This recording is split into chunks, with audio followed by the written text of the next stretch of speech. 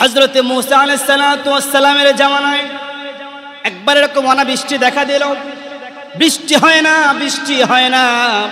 শেষ পর্যন্ত হযরতে মূসা আলাইহিস সালাতু ওয়াস সালাম বনি ইসরাঈলদেরকে নিয়ে একটা ফাঁকা মাঠের ভিতরে ইস্তিসকার নামাজের ব্যবস্থা করলেন। ওইখানে তিনি নামাজ পড়লেন, দোয়া করলেন। তারপরে বৃষ্টি হয় না।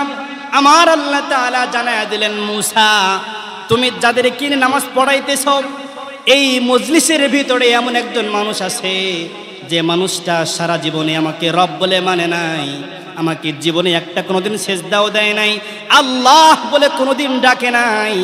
ওই লোকটা যতক্ষণ পর্যন্ত তোমার মজলিস থেকে বের না হয়ে যাবে ও মূসা, ততক্ষণ পর্যন্ত আমি আল্লাহ পাক কোনো বৃষ্টি বর্ষণ করব না। হযরতে মূসা আলাইহিস সালাম রেগে গেলেন যে আমার সমাজের ভিতরে এমন মানুষ আছে যে আল্লাহ কি আল্লাহ বলে ডাকে না, তাও আবার আমাদের মজলিসে উপস্থিত। হযরতে মূসা আলাইহিস সালাতু ওয়াস সালাম মজলিসের সমস্ত লোকদেরকে লক্ষ্য করে বললেন, ও লোকেরা শোনো, আল্লাহ পাকের পক্ষ থেকে আমার কাছে ওহী এসেছে। আল্লাহ পাক আমাকে জানিয়ে দিয়েছেন আমাদের মজলিসের ভিতরে এমন একজন মানুষ আছে যে সারা জীবনে কোনোদিন আল্লাহকে মানো নাই। আল্লাহ পাক বলেছেন যতক্ষণ পর্যন্ত তুমি এই মজলিস থেকে বের না হয়ে যাবা ততক্ষণ পর্যন্ত আল্লাহ পাক এক ফোঁটা পানিও জমিনের মধ্যে বর্ষণ করবেন না।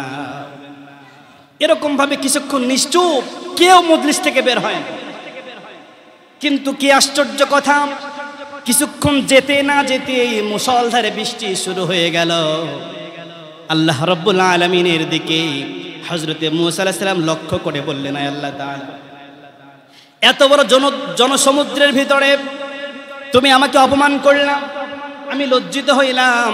আয় আল্লাহ তাআলা, তুমি তো বললা একটা লোক আছে যে তোমাকে মানে না, সেই লোকটা বের না হওয়া পর্যন্ত তুমি বৃষ্টি দান করবা না। তাহলে আল্লাহ আমাদের মজলিস থেকে কেউ তো বের হয় নাই, তুমি বৃষ্টি কেন দান করলা? আমি তো লজ্জিত হয়ে গেলাম। আল্লাহ রাব্বুল আলামিন ডাক দিয়ে বলে, মূসা রে, এটা তোমার দোষ নয়, আমি যার কারণে বৃষ্টিটা বন্ধ রাখছিলাম ও মূসা শুনে নাও, আজকে আমি তার কারণেই তোমাদেরকে বৃষ্টি দান করেছি। সুবহানাল্লাহ। হযরতে মূসা আলাইহিস সালামকে আল্লাহ পাক ডেকে বললেন, মূসা রে, যে লোকটা সারা জীবন আমাকে মানে নাই, কিন্তু যখন তুমি তাকে এই মজলিস থেকে বের হয়ে যেতে বলেছ তখন সে চোখের পানি ফেলে ফেলে আমার কাছে গোপনে গোপনে বলেছে, আল্লাহ জীবনে বহু গুনাহ করেছি, তোমাকে রব বলে মানি নাই। এই ভরা মজলিস থেকে আমি যদি এখন বের হয়ে যাই সবাই আমাকে কাফের জানবে, সবাই আমার দিকে ঘৃণার নজরে তাকাবে। আল্লাহ তাআলা যত নাফরমানি করছি সব নাফরমানি থেকে তোমার কাছে তওবা করতেছি। আল্লাহ তাআলা আজকের পর থেকে আর কোনোদিন নাফরমানি করব না। আল্লাহ রাব্বুল আলামিন বলেন, ও মূসা, তার দোয়াটা, তার তওবাটা এত এত এত মজবুত ছিল, ও মূসা তার তওবা কবুল করে গোপনে মাফ করে দিয়া আমি আল্লাহ পাক বৃষ্টি দিয়া তোমাদেরকে শীতল করে দিয়েছি। সুবহানাল্লাহ।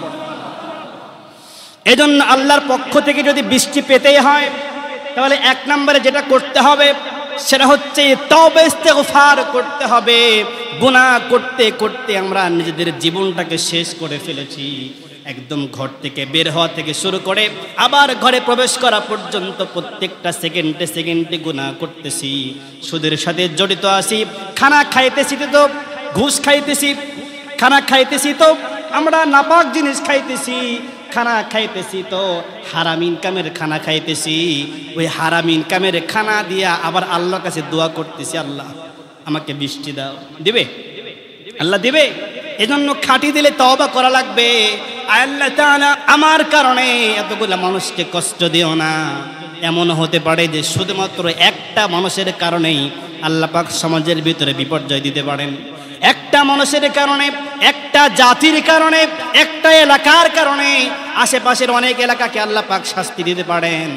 এজন্য একে একে আমাদের সকলকে তওবা করে আল্লাহর কাছে ফিরে আসা উচিত, ঠিক কি না? এজন্য যদি বৃষ্টি বর্ষণ যদি আল্লাহর কাছে চাইতে হয় আগে নিজের তওবা করে নিজের গুনাহকে আল্লাহর কাছে ক্ষমা চেয়ে নিজেকে নত স্বীকার করে এরপরে আল্লাহর কাছে বৃষ্টি চাওয়া লাগবে, ঠিক কি না? আল্লাহ রাব্বুল আলামিন আমাদের সকলকে মাফ করে দেন, বলেন আমিন। আল্লাহ পাক রহমতের বৃষ্টি দিয়ে আমাদের দেশটাকে শান্ত করে দেন, বলে আমিন। আমার ভাইয়েরা, বৃষ্টি কেন হচ্ছে না? বৃষ্টি না হওয়ার কারণ হচ্ছে আমাদের গুনাহ। বৃষ্টি না হওয়ার কারণ কি ভাই? জোরে বলেন, জোরে বলেন। কি? আমাদের গুনাহ। আমরা কি অস্বীকার করতে পারবো? অস্বীকার করতে পারবো? প্রত্যেকটা দিন বাজারের ভিতরে সুদ চলতেছে, ঘুষ চলতেছে, সিনেমা চলতেছে, মানুষকে ঠকানো হচ্ছে, গরিব অসহায় মানুষের উপরে নির্যাতন করা হচ্ছে। তাহলে আল্লাহ পাক এগুলা দেখে দেখে সহ্য করবেন ভাই?